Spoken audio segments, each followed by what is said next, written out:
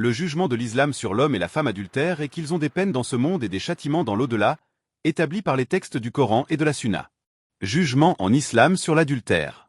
Si l'homme ou la femme ne sont pas muhsanéens, c'est-à-dire non mariés ou n'ayant pas consommé un mariage valide, la peine est la flagellation avec 100 coups de fouet, accompagné de l'exil, le bannissement d'1 an, c'est-à-dire que l'homme est renvoyé de sa ville pendant 1 an.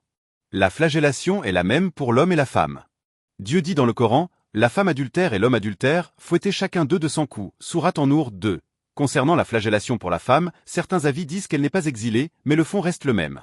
Quant à l'adultère pour les muhsanéens, celui qui est marié et a consommé le mariage valide, la peine est la lapidation jusqu'à la mort, pour l'homme comme pour la femme.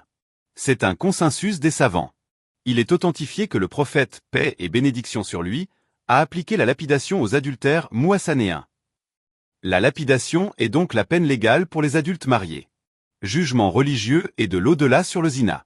Le zina est un des grands péchés que la loi islamique a sévèrement interdit. C'est une abomination et un mauvais chemin dans ce monde et dans l'au-delà. Sa peine comprend la punition dans ce monde par la peine légale et un châtiment terrible dans l'au-delà. C'est un grand péché qui cause une corruption sociale et morale énorme. Le zina de la femme est considéré plus grave du fait de perturber la filiation, de causer le scandale familial et de porter atteinte à l'honneur du mari.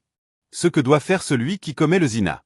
Celui qui commet le zina doit se repentir sincèrement, se cacher après sa repentance, ne pas rendre publique sa faute, et revenir vers Dieu par la prière et la demande de pardon afin qu'il lui pardonne.